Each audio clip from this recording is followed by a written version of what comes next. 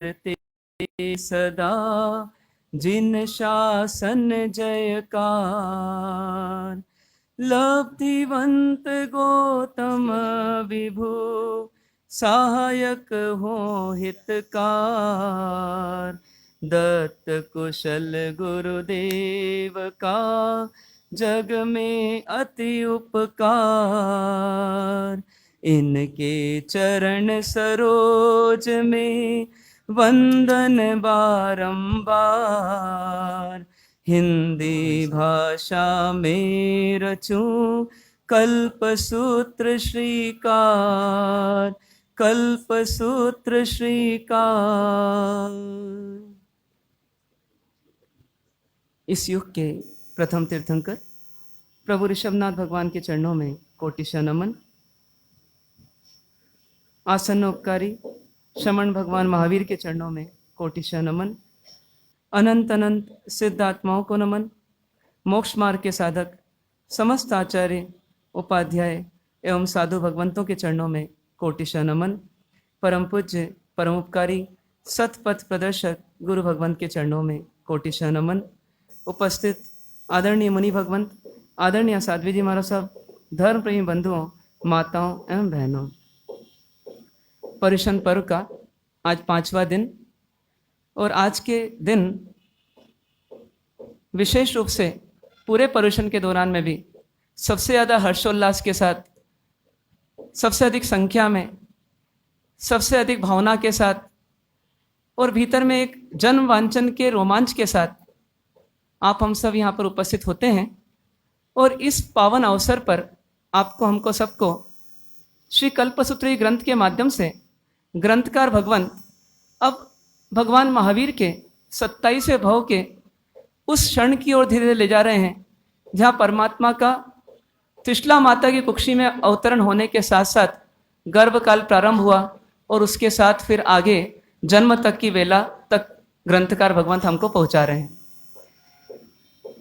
कल तक का विषय था भगवान ने 27 भव की लंबी यात्रा करके कभी नैसार, कभी मरीचि, कभी विश्वभूति और कभी प्रियमित्र चक्रवर्ती ऐसे अनेक रूपों को धारण किया और करते करते 27वें भव में परमात्मा का देवानंदा और ऋषभदत्त के घर पर अवतरण हुआ।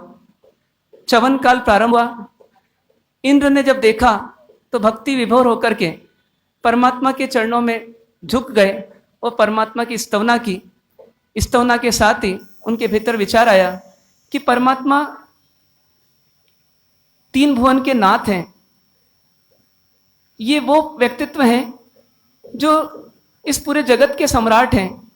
तो ऐसे परमात्मा का जन्म भी उनके स्तर के अनुकूल हो और इसीलिए उन्होंने हिरण्यगमेशी देव को एक आदेश दिया कि ये हम सबका कर्तव्य है कि हम परमात्मा के चवन भले ही सामान्य कुक्षी में हो जाए लेकिन उनका जन्म तो हम ठाट बाट के साथ एक विशेष कुल में करते हैं और इसीलिए आप परमात्मा को त्रिशला माता की कुक्षी में पधरा दो। यहाँ तक का वर्णन कल तक हुआ। हिरण्यगमेशी देव ने अपना कार्य पूर्ण भी किया। अब उसके बाद उन्होंने आकर के आज्ञा अर्पित की कि हे इंद्र, हे देवों के देव, आपने जो आज्ञा मुझे दी थी वो मैंने पूरी की और अब इंद्र प्रसन्न हैं। इधर क्या दृश्य बनता है, क्या बनाव बनता है, उसके लिए ग्रंथकार भगवंत अब हमें परमात्मा के एक नए घर, जो बाहर का घर है, भीतर का घर तो आत्मा है लेकिन बाहर के घर अनेकों बदले हैं, उसमें यह अंतिम घर परमात्मा का है जिसमें परमात्मा अब क्षत्रिकुंड ग्राम में आ चुके हैं, क्षत्रिकुंड नगर में आ चुके हैं और सिद्धार्थ महाराजा के महल में है। उसी महल में एक शयन कक्ष है जिसमें त्रिशला महारानी विश्राम कर रही हैं। अर्धरात्रि का समय है और अर्ध जागृत यानी थोड़ी जागृत और थोड़ी सुप्त अवस्था में माता अपने शयन कक्ष में हैं। वर्णन करते हैं ग्रंथकार भगवान कि कितना सुंदर सा राजमहल था और उसमें सुंदर सा शयन कक्ष त्रिशला माता का, जिसमें अनेक चित्रों से वो चित्रित था और साथ ही साथ ऊपर सुंदर चंद्रवे थे। इधर पूरा भवन जो था चंद्रकांत मणियों और वैडूर्य रत्न आदि से प्रकाशित था। दशांग धूप से मगमगायन हो रहा था और महक रहा था। इस प्रकार के सुंदर कक्ष में माता त्रिशला एक सुंदर से पलंग पर, जो सुवर्ण से निर्मित था, उस पलंग में वो लेटी हुई थी, सोई हुई थी। और सुंदर सा सुवर्ण सा जो पलंग था, उसके चारों पाए प्रवाल रत्नों से बने थे। यहाँ माता के ऐश्वर्य को ही बताया जा रहा है। और इसके साथ साथ ही सुकोमल शैया पर माता सुशोभित हो रही थी। उसी अर्धरात्रि में जैसे ही परमात्मा का अवतरण हुआ और माता ने 14 महास्वप्न देखे, और इधर माता का 14 महास्वप्न देखना हुआ, और उधर पूर्व में देवानंदा को महसूस हुआ कि मेरे 14 महास्वप्न जो थे मानो त्रिशला माँ ने छीन लिए हैं, हरण कर लिए हैं। इस प्रकार से महसूस किया। सोचना हमको यहाँ पर यह है कि देवानंदा की कुक्षी में परमात्मा को 83 दिन रहने को मिला। ये देवानंदा का सौभाग्य था। पर परमात्मा का मिलना तो सौभाग्य से होता है, पर जब परमात्मा छूट जाते हैं तो उस विरह को स्वीकार करना, उस विरह के दुख को स्वीकार करना बहुत कठिन होता है। देवानंदा माता दुखी हो रही हैं और इधर त्रिशला महारानी 14 महास्वप्न देखते हुए आनंदित हो रही हैं। हमें भी सोचना यह है कि देवों को भी जो दुर्लभ है, ऐसे परमात्मा हमें इस जीवन में प्राप्त हुए हैं। पर ऐसा ना हो जाए कि हमारा भाग्य दुर्भाग्य में बदल जाए, वो परमात्मा हमसे दूर हो जाए और फिर वापस अनंत काल की यात्रा में मिले नहीं। इसीलिए परमात्मा के प्रति पूर्ण समर्पण हो, पूर्ण प्रेम हो, प्रीति हो, भक्ति हो, तो उससे क्या होगा कि जन्म जन्मांतर में, जैसे भद्रबाहु स्वामी ने उपसग्रम सूत्र में कहा है कि भवे भवे पास जिनचन, हे जिनों में चंद्रमा के समान, हे पार्षनाथ भगवान, आप मुझे भव भव में प्राप्त हो और मुझे ज्ञान अवश्य प्रदान करें। तो ऐसे भावों के साथ हमें भी परमात्मा से जुड़ना, जिससे कभी भी परमात्मा का वियोग हमारे जीवन में न हो। इधर माता अब 14 स्वप्न देख रही हैं, तो ग्रंथकार भगवान कहते हैं कि माता ने सबसे पहला स्वप्न कौन सा देखा। तो 22 तीर्थंकर परमात्मा की माता तो हाथी का स्वप्न सबसे पहले देखती हैं, लेकिन आदिनाथ भगवान की माता वृषभ का स्वप्न देखती हैं। तो त्रिशला माता ने कौन सा स्वप्न देखा, तो सिंह का स्वप्न देखा। लेकिन अधिकांश की अपेक्षा से, सर्वसामान्य की अपेक्षा से ग्रंथकार भगवान यहाँ पर सबसे पहले हाथी के स्वप्न का वर्णन करने जा रहे हैं। ये 14 स्वप्न एक क्रमशः हमको यहाँ पर दिखाई देंगे, लेकिन हमें देखने की कोशिश कुछ और भी करना है। एक तरफ परमात्मा का अतीत है कि त्रिशला माता की कुक्षी में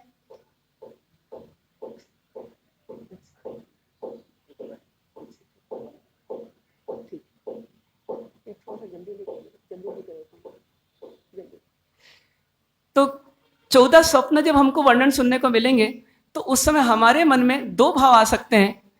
एक, त्रिशला माँ के भीतर में जो जिज्ञासा पैदा हो रही है, ऐसी जिज्ञासा कि ये स्वप्न क्या है, कैसा है, पर उसके साथ साथ उसका उत्तर शायद हम सबको मालूम है, क्योंकि हम परमात्मा के उस अतीत से भी जुड़े हैं ग्रंथ के माध्यम से, और आज के इस वर्तमान से भी जुड़े हैं कि वो स्वप्न का फल क्या मिला था वास्तव में। तो हम उससे जोड़ने का प्रयास करें। सबसे पहला स्वप्न हाथी का स्वप्न। कहते हैं कि हाथी कैसा था, तो अत्यंत बलवान। हाथी कैसा होता है, तो बलवान होता है। एकदम सफेद हाथी था, ये तेजस्वी भी था और इसके 4 दांत थे। साथ ही साथ ये बहुत विशाल था, 1008 लक्षणों से युक्त था और अत्यंत शांत था। सोचना हमें यह है कि माता ने जैसे ही स्वप्न देखा, तो हमारे भीतर में एक चिंतन चलना चाहिए। इस स्वप्न का फल क्या। हम भले ज्योतिष नहीं हैं, लेकिन हम चिंतन तो कर सकते हैं, क्योंकि हम परमात्मा के अतीत और वर्तमान दोनों से जुड़े हैं। चिंतन ये चले कि जैसे हाथी है, क्या वैसे ही परमात्मा थे क्या, या परमात्मा है क्या। तो निश्चित तौर पे परमात्मा भी वैसे ही हैं। क्यों, क्योंकि यदि हाथी बलवान है, तो परमात्मा भी ज्ञान, दर्शन, चारित्र बल को धारण करने वाले थे। जैसे हाथी शांत है, परमात्मा भी कैसे थे तो विशाल, लेकिन बिल्कुल शांत। 4 दांत वाले हाथी थे। उसी प्रकार से परमात्मा कैसे हैं कि परमात्मा अपने मुख से, अपने श्रीमुख से 4 विभाग वाला धर्म प्रसारित करेंगे। कौन कौन सा, तो दान, शील, तप और भाव। इस प्रकार से माता ने पहला स्वप्न देखा। क्रमशः दूसरे स्वप्न आया। दूसरा स्वप्न था वृषभ का स्वप्न, बैल का स्वप्न। बेल कैसा था? तो कहते हैं यह भी अत्यंत धवल था, यानी सफेद था। साथ ही साथ इसकी प्रभा 10 दिशाओं में फैल रही थी और इसका शरीर बिल्कुल स्थिर था। बेल की जब भी कल्पना करते हैं तो बेल की 2 क्वालिटीज हमको दिखती है। एक, बेल हमेशा श्रमशील होता है, वो खेतों में जब चलता है तो चलते ही चले जाता है और पूरा श्रम करता है, तभी हमको आज फसल की प्राप्ति होती है। उसके साथ साथ बेल कैसा होता है? तो बेल जब काम नहीं होता है तो बिल्कुल स्थिर भी रहता है, उसमें चंचलता का अंश बहुत कम रहता है। ठीक उसी प्रकार से परमात्मा का स्वरूप कैसा है? क्या परमात्मा भी इस ऋषभ के समान है? तो निश्चित तौर पर हाँ। क्यों?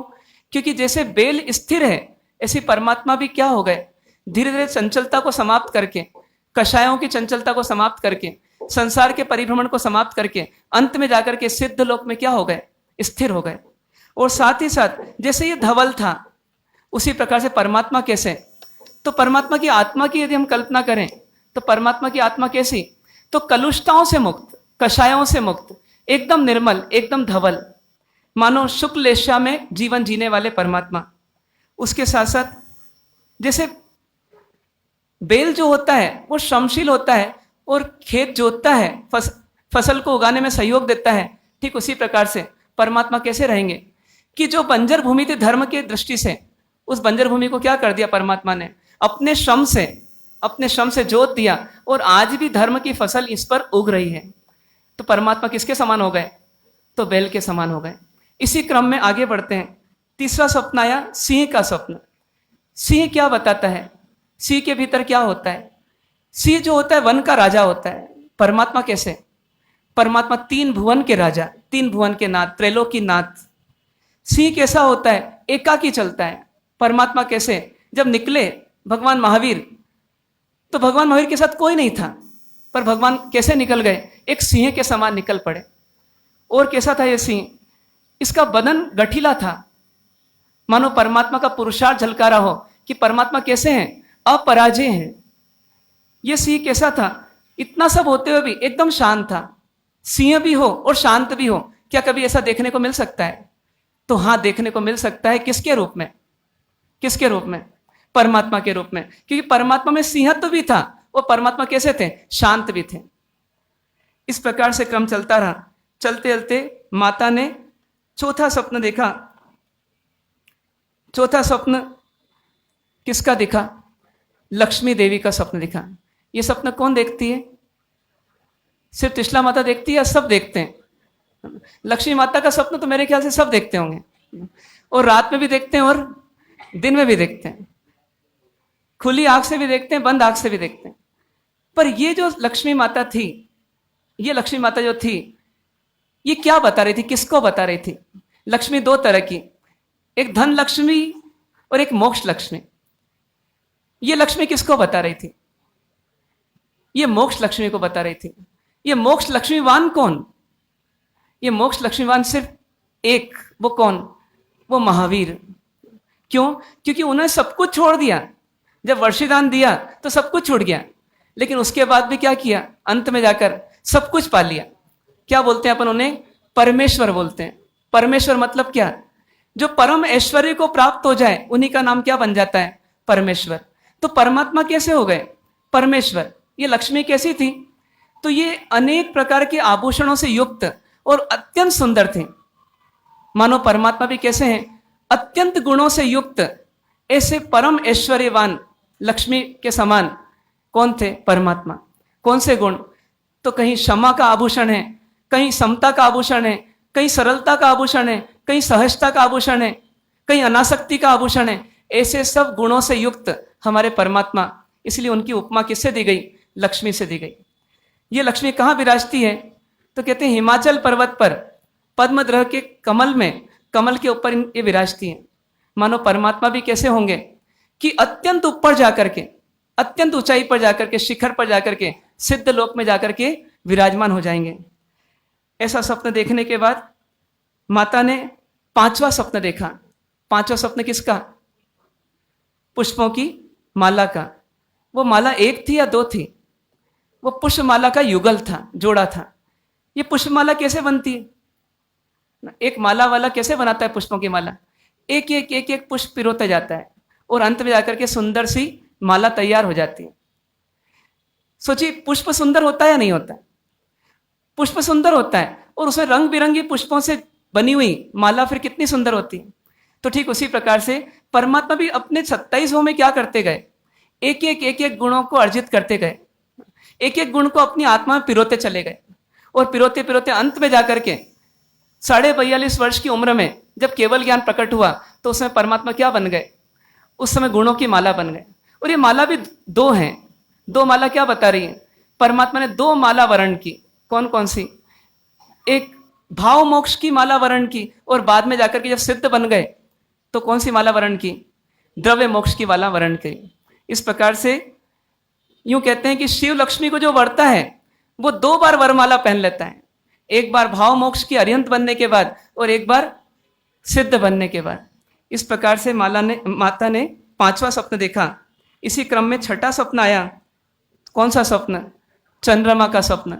चंद्रमा कैसा होता है? जो रात में भी आनंद पैदा कर दे वो ताकत किसमें होती है? वो चंद्रमा में होती है। जो रात में भी प्रकाश पैदा कर दे वो ताकत किसमें होती है? वो चंद्रमा में होती है। और ये चंद्रमा कैसा था? ये पूर्ण चंद्रमा था। क्या बता रहे हैं ये चंद्रमा का स्वप्न? क्या सोचते हैं आप? क्या ये किसी से समानता रखता है? किससे? परमात्मा से। क्यों? क्योंकि चंद्रमा को धीरे धीरे उदित होते होते होते पूर्ण रूप में आने में कितना समय लगता है? तो मानो एक पखवाड़ा पूरा हो जाता है। तो ठीक उसी प्रकार से गुण स्थानों के क्रम में देखें तो एक आत्मा को निकृष्ट अवस्था से ऊपर उठते उठते उठते उठते सर्वोच्च सिद्ध अवस्था तक पहुंचने में कितने गुण स्थान पार हो जाते हैं? तो 14 गुण स्थानों को पार करके किसकी प्राप्ति होती है? सिद्ध अवस्था की। और तब एक परिपूर्ण स्वरूप प्राप्त होता है। और फिर ये चंद्रमा कैसा? प्रकाश भी दे रहा है और साथ में कैसा है? शीतलता भी दे रहा है। ये दो चीजें विरोधी है सामान्यतया, पर यहां परमात्मा में वही चीज मिलती है। एक तरफ उनके पास ज्ञान का प्रकाश भी था, तो दूसरी ओर उनमें असीम शीतलता थी। कितनी शीतलता कि उनके भीतर में कोई क्रोध पैदा नहीं कर सकता, उत्तेजना पैदा नहीं कर सकता, आवेश पैदा नहीं कर सकता। तो ऐसे किसके परमात्मा है? ऐसे अपने परमात्मा है, हमारे परमात्मा है। ऐसे परमात्मा की माता ने अब 6ठा स्वप्न देखा, 7वां स्वप्न देखा। 7वां स्वप्न किसका?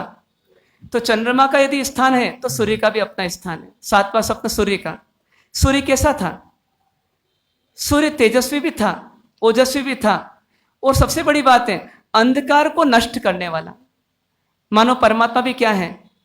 परमात्मा ने क्या किया? परमात्मा ने अंधकार को नष्ट कर दिया। क्या यह सत्य है? कैसे सत्य है? परमात्मा ने अंधकार को नष्ट किया क्या? परमात्मा ने अज्ञान रूपी अंधकार को, मोह रूपी अंधकार को नष्ट कर दिया। आप हम सब किस में हैं अभी? उजाले में कि अंधेरे में? अभी दिन है कि रात है? अभी दिन की 9 बजी है कि रात की 9 बजी है? तो हम बोलेंगे दिन की 9 बजी है, लेकिन फिर भी ज्ञानी क्या बोलते हैं? हम सब अभी अंधेरे में हैं, क्योंकि हमको सत्य सूझ ही नहीं रहा। सत्य बाहर नहीं है, सत्य अंदर है। हमको नहीं सूझ रहा है, इसलिए हम सत्य कहां खोज रहे हैं? बाहर में खोजने का प्रयत्न कर रहे हैं।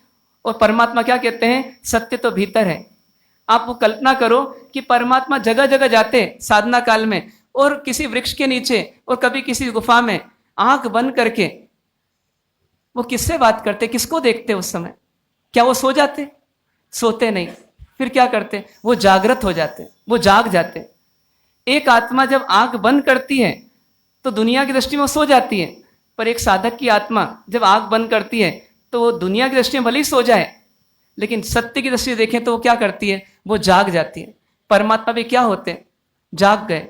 तो ये सूर्य जो है, ये परमात्मा रूपी सूर्य क्या कर रहा है? पहले स्वयं को जगा दिया उन्होंने, और बाद में क्या किया? बाद में सबको जगा दिया। ऐसे ही सूर्य के समान हमारे परमात्मा। फिर इसी क्रम में माता ने 8वां स्वप्न देखा। 8वें स्वप्न में माता को क्या दिखा? क्या दिखा? जब सूर्य तक पहुंच ही गए तो गगन मंडल तक पहुंच जाए। तो गगन मंडल में और क्या है? एक ऊंची उठी हुई क्या है? ध्वजा है। उस ध्वजा का ध्वजदंड किसका बना हुआ? तो स्वर्ण का बना हुआ ध्वजदंड। और उस ध्वजा में कितने वर्ण के रंग, कितने रंग थे? तो 5 रंग थे। उसमें कहीं लाल भी था, कहीं पीला भी था, कहीं सफेद भी था, कहीं हरा भी था, और कहीं काला भी था। और बीचों बीच एक सिंह था और वो पवन से वो लहरा रही थी। ध्वजा का लहराना खुशी का संकेत है कि दुख का संकेत है? किसी की ध्वजा लहराती है मतलब खुश कि दुख? खुश है। तो ऐसी ये ध्वजा क्या बता रही थी, किसको बता रही थी? ध्वजा देखते से हमको क्या बोलना चाहिए, क्या बोलना चाहिए? पर ये कब बोलेंगे अपन? जब ध्वजा में क्या दिखेंगे अपने को? ध्वजा में भगवान दिख जाएंगे। ध्वजा में भगवान देखते से हम झुक जाएंगे। तो यहां माता ने ध्वजा देखी तो हमको क्या दिखना चाहिए? माता ने तो ध्वजा देखी क्योंकि माता को नहीं पता था कि क्या होने वाला है, लेकिन हमको तो पता है क्या होने वाला है। तो हर 14 स्वप्न में हमको कौन दिखना चाहिए? परमात्मा दिखना चाहिए। तो 7वें 8वें स्वप्न में भी ध्वजा के माध्यम से हमको कौन दिखना चाहिए? परमात्मा। जैसे ध्वजा विजय की प्रतीक है, परमात्मा भी किसके प्रतीक है? परमात्मा को कोई पराजित कर सकता है क्या? संगम आदि आए, परमात्मा को पराजित कर पाए क्या? क्योंकि परमात्मा भी किसके प्रतीक है? यदि महावीर नाम आ गया मतलब अपराजय योद्धा, संग्राम में जिसको पराजित नहीं किया जा सकता ऐसा योद्धा। कर्मों के संग्राम में कर्मों ने जीतने की बहुत कोशिश की लेकिन परमात्मा को हरा नहीं पाए। ऐसी उस आत्मा की पुरुषा क्षमता, उसका पराक्रम देखें तो अंदर में अहोभाव आता है कि क्या मेरे परमात्मा और कहां मैं। ऐसा विचार करने के लिए स्वप्न आया, नवा स्वप्न आया। अब नवा स्वप्न किसका? पूर्ण कलश का। कलश दिखा एक माता को। वो कलश कैसा? तो पूर्ण भरा हुआ। किससे भरा हुआ? जल से भरा हुआ। जल कैसा? एकदम निर्मल। और कलश अपने आप में किसका प्रतीक होता है? कलश किसका प्रतीक होता है? कोई भी मांगलिक कार्यक्रम होता है, शुभ कार्यक्रम होता है, क्या करते हैं? कुंभ स्थापना करते हैं, कलश स्थापना करते हैं। क्यों करते हैं कलश स्थापना? कलश मंगलकारी होता है। कलश मंगलकारी होता है क्योंकि कलश में भीतर में कुछ रखने की क्षमता है। वो संग्रह करने का काम करता है, वो संगठन का काम करता है, विघटन का काम नहीं करता। वो जोड़ने का काम करता है, तोड़ने का काम नहीं करता। इसलिए मंगलकारी है। पर क्या इस दुनिया में कोई और मंगलकारी हुए क्या? तो बोलते हैं चत्तारी मंगलम। उसमें सबसे पहले मंगल कौन? अरिहंत। और हमारे लिए अरिहंत कौन? निकटतम भगवान महावीर। तो ये पूर्ण कलश किसको बता रहा है? पूर्ण कलश एक उस आत्मा को बता रहा है जिस आत्मा में सिर्फ ज्ञान ही ज्ञान भरा था। और वो ज्ञान से कैसा था? परिपूर्ण था। हम जैसे ज्ञानी जो अपने आप को ज्ञानी मानते हैं लेकिन वास्तव में है कैसे? अजगर गगरी छलकत जाए। थोड़ा सा ज्ञान हुआ और उस ज्ञान के साथ क्या आ गया? अहंकार। और जिसका पूरा मान निकल गया, अहंकार निकल गया, उसको क्या प्रकट हो गया? केवल ज्ञान। तो परमात्मा कैसे? पूर्ण ज्ञान वाले, पूर्ण ज्ञानवान। ऐसा माने नवा स्वप्न देखा। क्रमशः 10वां स्वप्न आया। 10वां स्वप्न किसका? 10वां स्वप्न किसका? पद्म सरोवर का। देखिए अपन स्वप्न तो नहीं देख पाए लेकिन हम सपनों को याद तो कर सकते हैं। कभी कभी इन 14 सपनों के माध्यम से हम कहां तक पहुंच सकते हैं? भाव यात्रा करते करते परमात्मा तक पहुंच सकते हैं। एक स्वप्न ही परमात्मा तक पहुंचा सकता है, एक ध्वजा ही परमात्मा तक पहुंचा सकती है, एक कलश ही परमात्मा तक पहुंचा सकता है। तो 14 स्वप्न तो कितनी बार परमात्मा तक पहुंचा सकते हैं। तो 10वें स्वप्न में माने क्या देखा? पद्म सरोवर, एक सुंदर सा सरोवर। और उस सरोवर में क्या बिछे हुए हैं? कमल ही कमल, कमल ही कमल। कहते हैं हजार हजार पंखड़ी वाले कमल थे वो। और कमल के नीचे जल है, शीतल जल। उस शीतल जल में कौन है? उस शीतल जल में अनेक प्राणी हैं। और उस कमल के ऊपर कौन है? उस कमल के ऊपर भंवरे हैं। वो भंवरे क्या लेने आए हैं? कमल से। कमल से मकरंद लेने आए, पराग लेने आए। बहुत सुंदर सा दृश्य है। वो सूर्य की किरणें जब कमल पर गिर रही है तो जल कैसा बन गया? मानो स्वर्ण जल है। क्यों? कि कमल के रंग से उसमें पीलापन आया। उस पीलेपन से क्या दिख रही है? पूरा जल मानो स्वर्ण युक्त हो गया। तो ऐसे स्वप्न को माने देखा। वो स्वप्न क्या बता रहा था? वो स्वप्न एक ही चीज बता रहा था। क्या बता रहा था? कि कमल कैसा होता है? कमल कैसा होता है? कमल देखते से क्या भाव आना चाहिए अपने को? अरे क्या सुंदर नजारा है, क्या मजा आ गया आज। पावापुरी में जाकर के भी कभी कभी हम कमल देखते हैं पर एक बहुत बड़ा कमल वहां पर है, उनको देख नहीं पाते। याद ये रह जाता है कितने सारे कमल थे, पर ये याद नहीं रहता कि वो एक बीच में बीचों बीच एक कमल थे। वो कैसे थे? वो कमल के समान निर्लिप्त थे, इसलिए वो कमल के समान हो गए। निर्लिप्त कैसे? कि न तो उनको जल रूपी राग और कीचड़ रूपी द्वेष उनको रोक सका। वो दोनों से न्यारे हो गए और कहाँ उड़ गए, ऊपर की ओर उड़ गए।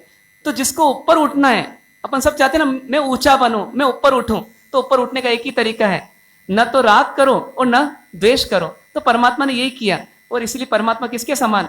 वो पद्म सरोवर में रहे हुए पद्म के समान। और आगे बढ़े, यदि ऊपर के भंवर इसमें थे, भंवरे थे, और नीचे क्या थे? जलचर प्राणी, तो क्या बता रहे थे ये? कि परमात्मा जब कमल के समान खिल जाएंगे तो उस समय दो तरह के प्राणी इनसे जुड़ेंगे। कुछ भंवरे के समान रहेंगे जो शावक और शाविका रहेंगे, और कुछ भीतर में रहने वाले, इनके निकट में रहने वाले, इनमें ही डूबने वाले, इनकी मस्ती में रहने वाले, इन्हीं का आलम्बन लेने वाले सतत, वो कौन रहेंगे? साधु और साध्वी। ऐसे चतुर्विध संघ बन जाएगा। इस प्रकार का ये पद्म सरोवर का स्वप्न माता ने देखा। इसी क्रम में 11वां स्वप्न आया, क्षीर समुद्र का स्वप्न। अब सरोवर से कहां पहुंचना है अपने को? समुद्र में। समुद्र कैसा कैसा होता है? समुद्र अनेक प्रकार के, लेकिन सबसे बेस्ट समुद्र कौन सा होता है? क्षीर समुद्र। क्षीर समुद्र जो था बहुत सुंदर था, विशाल भी था, अपार था, अथाह था। उसकी गहराई भी खूब और उसकी चौड़ाई भी खूब, डेप्थ भी बहुत और विड्थ भी बहुत। ऐसा कि सबको संभाले और फिर भी अपनी गहराई को नहीं खोए। कोई ऐसी आत्मा हुई क्या इस संसार में जिसमें गहराई भी थी और विशालता भी थी, और जिसने सबको अपने अंदर समाहित कर लिया? वो सिर्फ और सिर्फ एक। वो कौन? पिछले 2500 साल में वो कौन? भगवान महावीर। ऐसे महसूस होना चाहिए अपने को। बॉम्बे में कभी समुद्र के किनारे जाएं और समुद्र दिखे तो क्या दिखना चाहिए? क्या दिखना चाहिए? और दिखता क्या है? तो ये दिखे नहीं, इसीलिए स्वप्न है। वास्तव में स्वप्न माता नहीं देख रही, स्वप्न में अपन जी रहे हैं। तो जिसको देखना चाहिए उसको देख नहीं पाते। तो यहां पर वो स्वप्न ये बता रहा है कि देखो, जैसे समुद्र है कि समुद्र ने क्या कर लिया? अनेक नदियों को अपने में समा लिया। उसी प्रकार से यदि अपन देखें, भगवान महावीर कैसे थे? अनेकांतवादी। सब एकांतवादी के मत दर्शन वालों को क्या कर लिया? अपने अंदर समाहित कर लिया, और स्वयं का क्या बन गया? अनेकांत बन गया। देखिए, नदी जब तक अलग रहती है तब तक उसका नाम नदी कहलाता है, पर जैसे समुद्र में मिल जाती है वो क्या बन जाती है? फिर वो गंगा हो या ब्रह्मपुत्र हो या कोई भी हो, वो क्या कहलाती है? वो समुद्र ही कहलाती है। ठीक उसी प्रकार से जो परमात्मा के निकट आया उसने अपनी पहचान खो दी, क्योंकि उसको सबसे बड़ी पहचान मिल गई। क्या पहचान मिल गई? कि मैं परमात्मा का भक्त हूं, मैं परमात्मा मैं हूं। तो ऐसी भीतर में भक्ति अपने अंदर आ जाए कि मंदिर में जाए तो मैं सेठ हूं, मैं सेठानी हूं, मैं शावक हूं, या मैं अध्यक्ष उपाध्यक्ष सचिव आदि हूं, ये भाव छूट जाए और हम सिर्फ एक बन जाएं। वो क्या बन जाएं? तो परमात्मा मय बन जाएं। और आगे इसी क्रम में माता ने 12वां स्वप्न देखा। 12वां स्वप्न पुंडरिक विमान का स्वप्न। पुंडरिक कमल कमलों में श्रेष्ठ होता है, और पुंडरिक विमान विमानों में श्रेष्ठ होता है। ये कौन से विमान है? एयर इंडिया एयरलाइंस क्या है ये? बोले ये देवताओं के विमान की बात हो रही है, और वो देवताओं के विमानों में जो श्रेष्ठ है वो कौन सा विमान? पुंडरिक विमान। पुंडरिक विमान कैसा था? बहुत विशाल था। अपन विमान से कितनी कल्पना करते हैं कि शायद 500, 700, 1000 यात्रियों को बिठाने वाला विमान, लेकिन कहते हैं ये विमान तो कैसा था? इसमें 1008 तो खंबे थे, और वो रत्नों से जड़े हुए थे, और सुंदर सुंदर चित्र से वो चित्रित था, अत्यंत विशाल। और जब वो निकल रहा था गगन मंडल में, गगन को भेदते हुए, तो आवाज ऐसी हो रही कि मानो दुंदुभी बज रही है। तो ऐसी देव दुंदुभी किसी की बजी थी क्या? ऐसी देव दुंदुभी किन्हीं की बजी थी क्या? किन की बजी थी? तो भगवान महावीर की। वो दृश्य सोचे अपन, जब रिजु बालिका नदी के किनारे पर देव दुंदुभी बजी होगी और पुष्प वृष्टि हुई होगी, तो सच्चे श्रद्धा सुमन तो किसने अर्पित किए? देवताओं ने अर्पित करे। तो ऐसे श्रद्धा सुमन को प्राप्त हमारे परमात्मा किसके समान है? विमान के समान। विमान क्या करता है? विमान का पायलट क्या करता है? स्वयं अपना रास्ता आगे बढ़ाता है और साथ में चलने वाले यात्रियों को भी आगे बढ़ा देता है। ठीक उसी प्रकार से परमात्मा कैसे जो स्वयं विमान में चल रहे हैं और कहाँ जाएगा ये विमान, लैंड कहाँ होगा, कहाँ लैंड होगा ये, ठीक सिद्ध लोक में जाकर के लैंड होगा। तो सोचिए ऐसा विमान कभी आपने देखा क्या, बैठे क्या कभी इसमें, कहीं बैठने का मौका मिले तो बैठना कि नहीं बैठना, जिसमें बीच में कहीं स्टॉपेज ही नहीं है। व्यक्ति कहां जाता है, सीधे सिद्ध लोक में जाता है, और फिर वो ऐसा वहां रम जाता है कि फिर लौट के ही नहीं आता, उसको लगता है अब लौटना नहीं। तो ऐसा ये विमान था परमात्मा का भी। ये माता ने 12वें स्वप्न के रूप में, पुंडरीक विमान के रूप में देखा। 13वां स्वप्न रत्न राशि का आया। रत्न राशि कैसी बताइए, रत्न तो देखे होंगे आपने, रत्नों की राशि भी देखी होगी, कभी एक पुड़िया में 2 4 5 रत्न देखे होंगे। पर यह कैसा था रत्न राशि, कि पूरी थाल थी और उस थाल में ढेर बना हुआ, किसका, रत्नों का, और वो रत्न भी एक से बढ़कर एक, पुलक आदि अनेक रत्न, और सुवर्ण थाल में वो सजे हुए।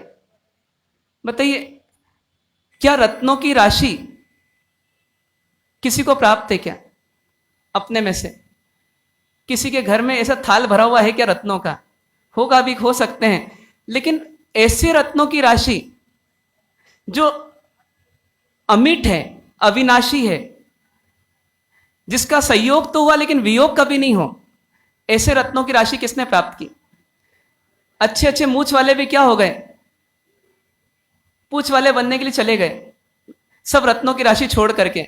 लेकिन हमारे परमात्मा के पास जो रत्नों की राशि थी वो कैसी, कि आई लेकिन गई नहीं। कौन से रत्नों की राशि, सम्यक दर्शन, सम्यक ज्ञान, सम्यक चारित्र, सम्यक तप, सम्यक वीर्य, सम्यक उल्लास, सम्यक उपयोग, अनेक प्रकार के अनंत अनंत गुणों की राशि किसके पास, परमात्मा के पास। कभी कभी अपने अंदर एक विशेषता होती है तो अपने को उसका भी अहंकार आ जाता है, देखो मैं तपस्वी हूं, देखो मैंने उसको क्षमा कर दिया। सोचिए एक एक गुण भी हमारा मलिन है, मान से, लेकिन परमात्मा के पास अनंत अनंत गुण हो गए और रत्नों की राशि बन गए, फिर भी क्या नहीं आया, अहंकार नहीं आया। तो ऐसे रत्नों की राशिवान परमात्मा से हमको मिलना है। कब मिलेंगे अपन, तो बस आज ग्रंथकार भगवान स्वप्न तक ले जाएंगे, फिर कल परसों कहां ले जाएंगे, हकीकत तक पहुंचा देंगे। 14वां अंतिम स्वप्न किसका, अग्नि शिखा का। अग्नि शिखा मतलब एक अग्नि की ज्वाला। उस ज्वाला की विशेषता क्या, उसमें क्या नहीं था, धुआं नहीं था। एलोपैथिक में ऐसी कोई दवाई है क्या जिसका साइड इफेक्ट नहीं, कोई ऐसा दीपक देखा जिसमें कोई विषैली गैस नहीं निकलती। अपन बोलते हैं चलो एलपीजी गैस में तो कोई किसी प्रकार का धुआं नहीं निकलता, चलो धुआं नहीं निकलता मान लें, लेकिन पॉइजनस गैसेस नहीं निकले, ये संभव ही नहीं है। जो जीवन दायिनी चीजें हैं वो जीवन नाश करने वाली भी बन रही है। लेकिन एक निर्धूम अग्नि शिखा ऐसी थी कि जो जब प्रज्वलित हुई तो उसके प्रज्वलित होने के बाद सबको प्रकाश तो मिल गया, सबका अंधकार तो मिट गया, लेकिन किसी को कोई दुख नहीं पहुंचा। जो ज्ञान भी दे दे और दुखी भी नहीं करे, और ऐसा ज्ञान दे जिसमें वो भी कभी दुखी नहीं हो, सच्चे सुख की प्राप्ति का ज्ञान दे दे, वो कौन है, वो परमात्मा है। इसलिए निर्धूम अग्निशिखा क्या बता रही है कि ये अग्निशिखा जैसे निर्धूम है, बिना धुएं किए, उसी प्रकार से परमात्मा का ज्ञान था जिसने किसी को आहत नहीं किया, किसी ने किसी को दुखी नहीं किया। तो ऐसे 14 महास्वप्न किसने देखे, किसने देखे, अरे अभी अपन ने देखे कि नहीं देखे, तो त्रिशला माता ने देखे। ये 14 महास्वप्न देख करके मात क्या हो गई, अर्ध जागृत तो थी, अब क्या हो गई, पूर्ण जागृत हो गई। और बिना अब अंगड़ाई लिए, बिना हाथ पांव इधर पटके, अपन तो उठते भी हैं तो पहले गाली देते हैं किसी को उठाने वाले को, और फिर अपने हाथ पांव चलते हैं। पर परमात्मा की माता बिल्कुल राजहंसी की तरह कुछ विचार करके, कुछ चिंतन करके, कुछ आनंदित होती हुई, प्रफुल्लित होती हुई कहां चली गई, अपने भरतार के कक्ष में। और जाने के बाद कैसे उठाया उनको, हाथ पांव खींच करके कैसे उठाया उनको, बहुत अच्छे शुभ शब्दों का प्रयोग करके, अच्छे शब्दों का प्रयोग करके उनको उठाया। ऐसे उठाना कि उठने वाले को दुख नहीं हो, और ऐसे उठना कि उठाने वाले को दुख नहीं हो। तो दोनों ने वैसे ही किया। और जब किया तो अंत में भद्रासन में बिठाया माँ त्रिशला देवी को, और बिठा करके त्रिशला देवी से पूछा कि कहो क्या बात है। तो त्रिशला देवी ने बताया कि ऐसे ऐसे सुंदर स्वप्न मैंने देखे, पूरा वर्णन किया, लेकिन मैं ये जिज्ञासा रखती हूं कि इनका फल क्या होगा। राजा बता सकते हैं क्या? राजा भी बता सकते हैं, क्योंकि राजा अनेक विद्याओं में पारंगत होते ही हैं। वो एक योद्धा तो होते ही पर ज्ञानवान भी होते हैं। उन्होंने अपने विचारों में समझ लिया कि निश्चित तौर पर ये एक शुभ संकेत है, एक पुत्र रत्न की अपने को प्राप्ति होगी और उसके साथ अर्थ लाभ, भोग लाभ, सुख लाभ आदि सब प्राप्त होंगे। और ये बालक जब बड़ा होगा तो ये अजय योद्धा बनेगा, पराक्रमी होगा, कोई इसको युद्ध में हरा नहीं पाएगा। ऐसा सब बताने के बाद माता अत्यंत प्रसन्न हो गई, और प्रसन्न होने के बाद उन्होंने कहा मैं भी यही अर्थ सोचती थी, अब मैं संदेह रहित हो गई हूं, अब मुझे सत्य प्रतीत हो गया है। दोनों के विचार क्या हो गए? एक मत हो गए। अपने विचार कैसे होते हैं? यदि एक ने बोला कि आज शनिवार है तो मैं आज शनिवार छोड़ के कुछ ना कुछ बोलूंगा, लेकिन शनिवार नहीं बोलूंगा। ये मतभेद को पैदा करने वाला तरीका, और एक मिलाने वाला, मन को मिलाने वाला तरीका क्या कि हाँ शनिवार हो सकता है, और अपन कंफर्म कर लेते हैं। तरीके में अंतर है। तो इस प्रकार से त्रिशला महारानी और सिद्धार्थ महाराजा का संवाद हुआ। महारानी वापस लौटती हैं, और लौटने के बाद अब प्रफुल्लित होती हुई, आनंदित होती हुई, पुत्र रत्न का इंतजार करती हुई अपनी उस रात्रि को बिताने लगती हैं। अब सोती नहीं है, बल्कि धर्म जागरण करती हैं। अपनी सखियों को कहती हैं कि तुम भी धर्म की भक्ति करो, मैं भी भक्ति करती हूं। इस प्रकार से रात बीतती है। सो जी, परमात्मा के नाम पर दिन भी नहीं बीत पाता, और माता की रात भी, जब प्रमाद का घोर समय है और यहां तक कि विषय वासना का समय है, उस समय माता के भीतर में क्या उमड़ रहा है? परमात्मा की भक्ति उमड़ रही। इसलिए कहते हैं सो नहीं जब तक, तब तक क्या करो? नींद नहीं आए तब तक क्या करो?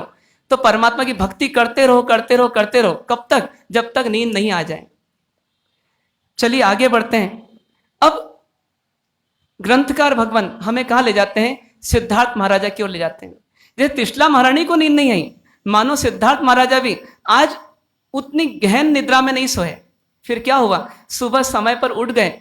अभी तो सूर्योदय होने को है और पूर्व में ही उठ गए, और उठने के बाद अपने कौटुंबिकों को बुलाते हैं, मतलब अपने सेवकों को बुलाते हैं, और कहते हैं कि आप सभा मंडप को तैयार करो, और सभा मंडप को तैयार करके उसमें जल का छिड़काव कराओ, अच्छे पुष्पों को छिड़को और सबको महका दो, और साथ ही साथ क्या करो? दशांग धूप से उसको महका दो। इस प्रकार से सभा मंडप को तैयार करके आप पहुंचो। ऐसा कहने के बाद इधर कौटुंबिक लोग जाते हैं और अपना पूरा सब कार्य करके वापस राजा के पास आते और उनको आज्ञा समर्पित कर देते। इस प्रकार से सिद्धार्थ महाराज थोड़े समय बाद उठते हैं, अपने पलंग को छोड़ते हैं, और छोड़ करके अब रोज के क्रम की तरह व्यायामशाला में जाते हैं।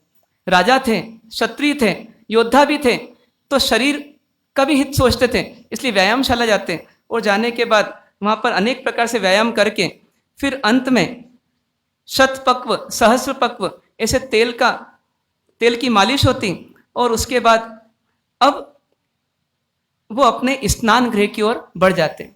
सिद्धार्थ महाराजा स्नान घर जाते हैं। वो स्नान घर भी आलीशान, और उस स्नान घर में स्नान करने के बाद अब जब राजन सब विलेपन, सब श्रृंगार आदि वस्त्र आदि धारण करके बाहर निकलते हैं, तो कहते हैं 16 श्रृंगार से युक्त होकर के राजा बाहर आते हैं और अब सभा मंडप की ओर जाते हैं।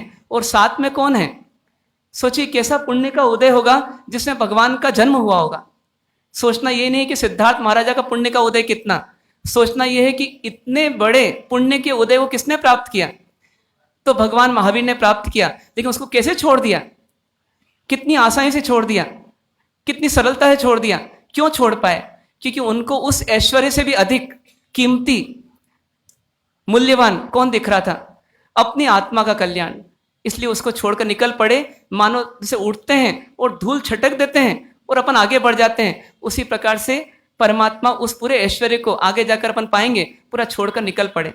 ऐसे परमात्मा के पिता के साथ, सिद्धार्थ महाराजा के साथ अनेक गणनायक, दंडनायक आदि थे, और उन सब के साथ जय जय नाद होते हुए सिद्धार्थ महाराजा अब अपने सभा मंडप में पहुंचते हैं। और वहां पर अब सभा मंडप में आकर के सिंहासन पर पूर्व दिशा में मुख रख करके विराजमान होते हैं और यहाँ पर वो अपने सेवकों को आज्ञा देते हैं कि आप जाइए और अच्छे अच्छे श्रेष्ठ किनको बुला के लाइए, अच्छे अच्छे ज्योतिषियों को बुला कर लाइए। क्यों? क्योंकि वो 14 महास्वप्न का फल जानना चाहते हैं। स्वप्न पाठक के पास उनके सेवक पहुंचते हैं और उनको इस प्रकार से सूचना देते हैं। वो खुशी खुशी तैयार होते हैं, अच्छे वस्त्र धारण करते हैं, ठन बन करके अब निकलते हैं तिलक आदि धारण करके और गली मार्ग के बीचों बीच होते हुए अंत में राजमहल पहुंचते हैं और राजा को बधाते हैं, आशीर्वाद देते हैं। इधर राजा भी उनका सत्कार करते हैं, सम्मान करते हैं और उनको उचित भद्रासनों पर विराजमान करते हैं। साथ ही त्रिष्टा देवी को बुलाते हैं और त्रिष्टा देवी को भी एक पर्दे के पीछे भद्रासन पर विराजमान करते हैं। इस प्रकार से अब पूछते हैं ज्योतिषियों से कि ऐसे ऐसे स्वप्न माँ ने देखे हैं, त्रिष्टा देवी ने देखे हैं, तो इनका क्या फल निकलेगा? तो कहते हैं कि हमारे स्वप्न शास्त्र में कितने स्वप्न होते हैं? 72 स्वप्न होते हैं। उन 72 स्वप्नों में कितने सामान्य फल देने वाले होते हैं? तो 42 स्वप्न सामान्य फल देने वाले होते हैं और 30 स्वप्न महाफल देने वाले होते हैं। ऐसा सब विवरण देने के बाद कहते हैं कि 14 महास्वप्न जो देखती हैं उनको निश्चित तौर पे पुत्र रत्न की प्राप्ति होती है। या तो पुत्र तीर्थंकर बनता है और या पुत्र चक्रवर्ती बनता है। जो 7 स्वप्न देखती हैं तो उनका पुत्र वासुदेव बनता है और 4 स्वप्न देखने वाली माता का पुत्र बलदेव बनता है और 1 स्वप्न देखने वाली माता का पुत्र मंडलिक राजा बनता है। तो अहो राजन, आपकी महारानी ने, त्रिशला देवी ने अति उत्तम 14 स्वप्न देखे हैं, तो निश्चित तौर पर वो बहुत सौभाग्यशालिनी हैं। इस प्रकार से कहते हैं और आपको निश्चित तौर पर 9 मास 7.5 दिन बीतने के बाद में कुल के लिए आधारभूत ऐसा सर्वांग सुंदर सब लक्षणों से युक्त अपराजय अजय और सबके लिए वंदनिक ऐसा जैसे शरीर पर मुकुट होता है उसी प्रकार संसार में मुकुट के समान आपको एक पुत्र रत्न की प्राप्ति होगी।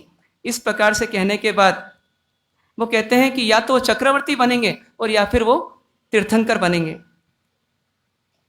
ऐसा सब कहने के बाद माता भी हर्षित हैं और इधर सिद्धार्थ महाराजा भी हर्षित हैं।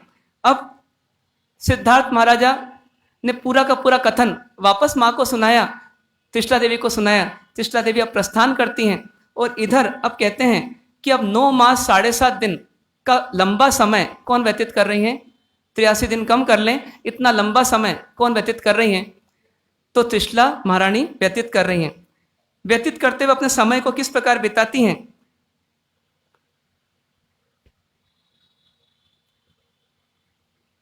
तो धर्म जागरण धर्म जागृति करते हुए बिताती हैं।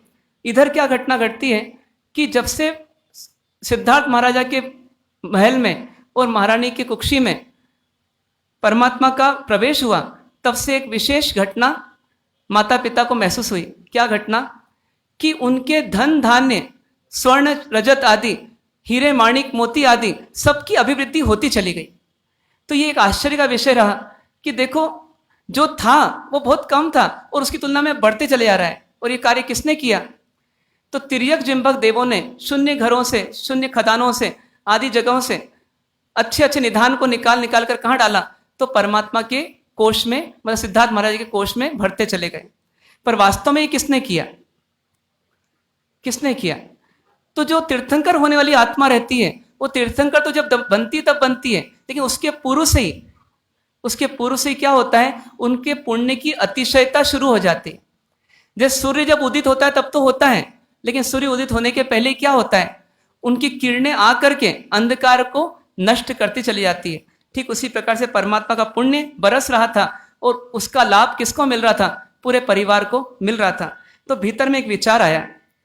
किसके मन में? तो माता पिता के मन में एक विचार आया कि जब से ये आए हैं तब से हर चीज की अभिवृद्धि हो रही है, तो इसलिए इनका नाम क्या रखेंगे? अपन वर्धमान कुमार रखेंगे। बोली वर्धमान कुमार की।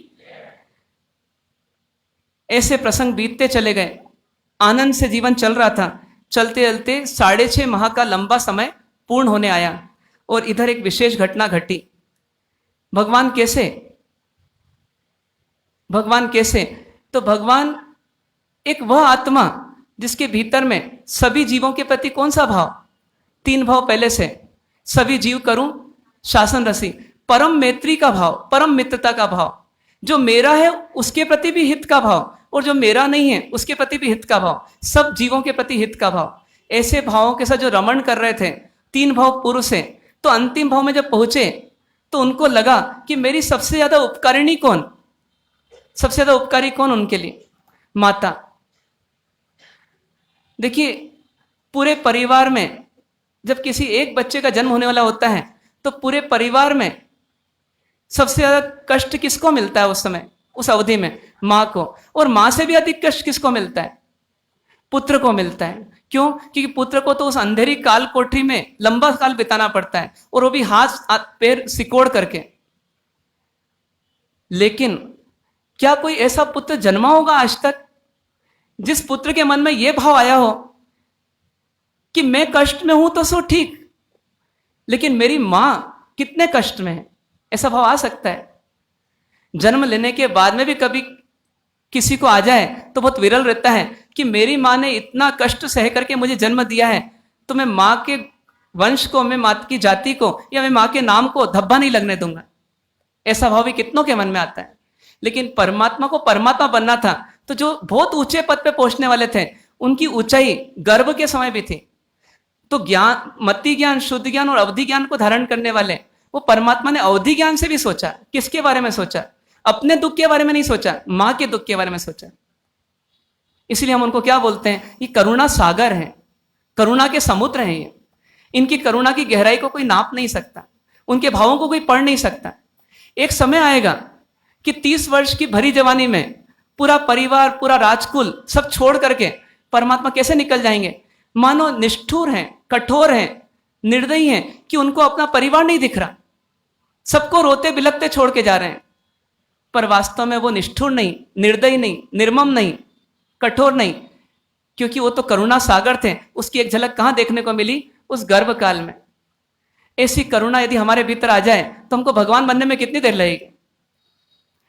वो करुणा के सागर ने क्या सोचा कि मेरी मां को कष्ट होता होगा जब मैं हिलता होऊंगा। तो सोची हिलने को मिल नहीं रहा, वो फिर भी हिलने की भावना को भी रोकने का प्रयास कर रहे हैं कि मैं हिलूंगा तो मां को कष्ट होगा, इसलिए जितना हिल रहा हूं उतना भी नहीं हिलूं। आप सोचिए, कल्पना कीजिए कि गर्भ में हिलने का स्थान कितना, और उसमें बालक की भावना क्या कि इतना भी नहीं हिलूं। ये कौन हो सकते हैं? कौन हो सकते हैं? तो आप सोचिए वो मां भी कितनी सौभाग्यशालिनी कि जिसको ऐसे पुत्र की प्राप्ति हो गई। और वो पुत्र सोचता है कि मैं स्थिर हो जाऊं। स्थिर होने में 2 फायदे हैं।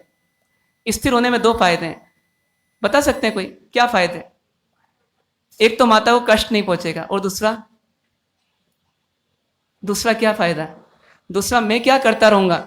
मैं अपने कायोत्सर की आराधना करता रहूंगा, अपनी साधना करता रहूंगा। जिसको बाहर आके यही करना है तो भीतर में भी ये करे तो कहां अतिशयोक्ति है? अपने सम्यक ज्ञान और सम्यक दर्शन के साथ वो तो वहां भी साधना कर रहे हैं। तो साधना करते हुए वो स्थिर हो गए, और जब वो स्थिर हुए तो बाहर क्या छा गया? बाहर शोक छा गया। मां को लगा कि मेरा गर्भ हिलता क्यों नहीं है? तो विचार आया कि कहीं वो गल तो नहीं गया, कहीं वो मर तो नहीं गया, क्या मेरा इतना बड़ा दुर्भाग्य हो गया? ऐसा विचार करते करते अब चिंतित है, परेशान है, और कोसती है। किसको कोसती है? अपने भाग्य को कोसती है कि हे भाग्य, तूने मानो आंख देकर के आंख छीन ली, मेरू पर्वत की ऊंचाई पहुंचा करके नीचे गिरा दिया। तूने इतना पुण्य दिया तो इतना सा और दे देता कि मुझे परमात्मा के दर्शन तो करने देता, लेकिन दर्शन से तूने मुझे तरसा दिया, वंचित कर दिया। ऐसे कभी अपने पाप के उदय को कोसती है। फिर मां कभी सोचती है ये पाप का उदय आया क्यों? क्यों आता है पाप का उदय? क्योंकि ऐसे कार्य होते हैं तो ही तो पाप का उदय आता है।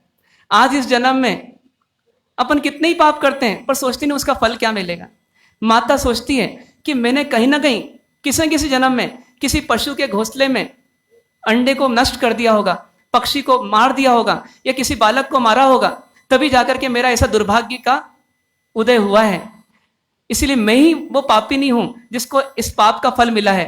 लेकिन हे पार्श्वनाथ भगवान, ऐसा मेरे साथ क्यों हुआ? ऐसा विचार कर रही माँ। कभी मूर्छित हो जाती है, कभी वापस जागृत होती है, फिर वापस मूर्छित हो जाती है। कुछ क्या करना क्या नहीं करना माँ को समझ में नहीं आ रहा। ऐसा करते करते सखियां परेशान, इधर राजकुल परेशान, इधर राजा भी परेशान, और ऐसे राजा दरबारी परेशान। और ऐसा करते करते क्या हुआ? पूरा का पूरा राज्य क्या हो गया? दुखी हो गया। दुख का कारण कौन? दुख का कारण कौन? जहां से शुरुआत हुई तो कौन? तो भगवान महावीर कतई नहीं। उन्हें तो अच्छे के लिए सोचा था, लेकिन सब दुखी हो गए। तो विचार आता है उनको, जब अवधि ज्ञान से देखते हैं कि मां अब तो खुश है ना, पता पड़ता है मां तो दुखी हो ही गई और मां के निमित्त से कई लोग दुखी हो गए।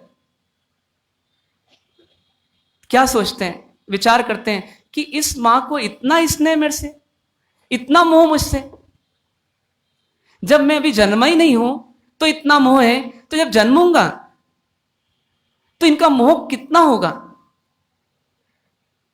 तो जब मैं इनको छोड़ के जाऊंगा तो क्या ये सहन कर पाएंगे? ये मां, ये पिता, विचार आता है ये सहन नहीं कर पाएंगे। इनका मोह बहुत ज्यादा है। मोह को सही नहीं मान रहे हैं, लेकिन मोह ज्यादा है, इस हकीकत को स्वीकार भी कर रहे हैं। और जब मोह ज्यादा है तो ज्ञानी के पास संकल्प बल भी होता है और सहजता का बल भी होता है। वो बोलते हैं साधना तो करना ही है। अब साधना करने के लिए जहां अपन चाहते हैं वहां जाने को नहीं मिल रहा, तो जहां है वहां जाकर साधना कर लेंगे। तो परमात्मा उस समय एक अभिग्रह लेते हैं। क्या अभिग्रह लेते हैं? कि माता पिता की उपस्थिति में क्या नहीं लूंगा? दीक्षाएं लूंगा। और हम सबने क्या अभिग्रह ले रखा है? माता पिता के जाने के बाद में भी लिया है ना ऐसा, कि नहीं लिया? नहीं लेना कभी ऐसा। मतलब उनका यह निर्णय पक्का था दीक्षा लूंगा, लेकिन माता पिता के रहने तक मैं दीक्षा नहीं लूंगा। इसका एक अर्थ यह भी था कि माता पिता के रहने तक मैं साधना अपने जहां हूं वहीं करता रहूंगा। इस प्रकार का अभिग्रह धारण किया और थोड़ा सा अपना शरीर हिलाया। और जैसे शरीर का फिर क्या हुआ? फिर आनंद की लहरियां उमड़ने लगी और माता प्रसन्न हो गई। माता पार्श्वनाथ भगवान को धन्यवाद देने लगी, माता अपने भाग्य को धन्यवाद देने लगी। और ऐसा करते करते मां ने कहा सखियों को कि नहीं नहीं, मेरा गर्भ गया नहीं है, मरा नहीं है, मेरा गर्भ है, मेरा सौभाग्य सुरक्षित है। ऐसा करके माता ने सबको बताया और सब जगह अब दुगुने वेग से क्या हुआ? खुशियां छा गई और कहीं मंगल गान हो रहे हैं, कहीं नृत्य हो रहे हैं। इस प्रकार का समय बीतने लगा। बीतते बीतते अब मां पूरे इस गर्भ काल में 9 मास 7.5 दिन बिता रही है। बिताते हुए मां सावधान है। किस बात के लिए सावधान है? कि अति सर्वत्र वर्जित, मतलब किसी भी काम में अति नहीं करना। एक पंचने जीव को जन्म देना है, एक पंचने जीव को जन्म देना है। वो मेरे बुढ़ापे की लाठी बनेगा या नहीं बनेगा ये पता नहीं, लेकिन मुझे एक पुण्य करवाने का मौका मिला है कि एक जीव को, अब चूंकि वो गर्भ में आया ही है, तो अब कम से कम उसको सुरक्षित रूप से जन्म दे दूं, जिससे उसका जीवन अच्छा बने और वो धर्म मार्ग में आगे बढ़े। ऐसी भावना से हर माँ को अपने बच्चे को जन्म देना चाहिए। तो उस लक्ष्य से ही यहां मां क्या कर रही है कि अति सर्वत्र वर्जित, अति आहार नहीं, अति रुक्ष नहीं, अति मीठा नहीं, अति स्निग्ध नहीं, ऐसे आहार से बचते हुए अपने संयम को धारण करते हुए मां आहार का नियंत्रण रखती है। इसी प्रकार से मां क्या करती है? मां उन आसनों को छोड़ती है जिन आसनों से गर्भपात हो सकता है। मां अधिक जलपान, दिन में सोना, रात्रि में जगना आदि गलत जीवन शैलियों से बचती है। ऐसे करते हुए अपने समय को बिताती है और बिताते बिताते ऋतु अनुसार सब चीजों का सेवन करती हैं। सखियां उनको समझाती हैं, चलना तो धीरे चलना, बोलना तो धीरे बोलना, किसी के ऊपर क्रोध नहीं करना, पथ्य भोजन करना, अपथ्य भोजन नहीं करना, अट्टहास नहीं करना, खुले में शयन नहीं करना। ऐसे नीति शास्त्र के अनुरूप एक माता को जिस प्रकार से अपना समय बिताना चाहिए उस प्रकार से बिताने की उनको समझाइश भी मिलती है और उसका पालन भी करती जाती हैं। इस प्रकार से माता अपना समय बिता रही हैं।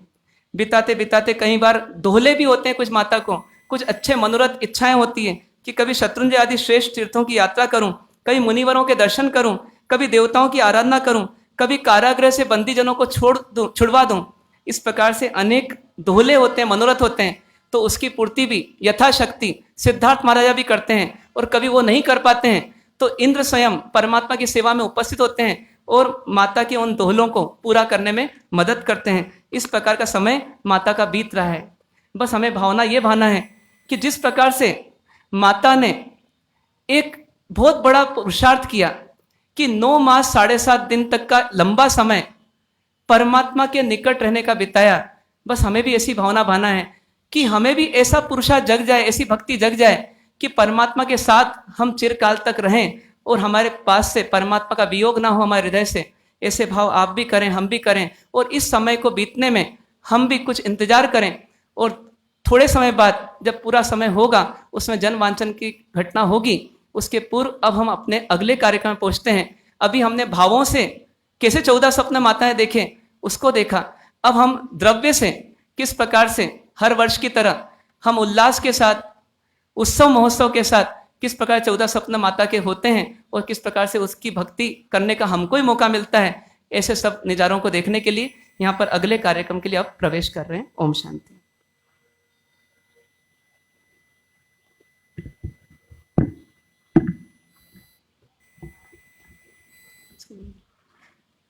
शरमण भगवान महावीर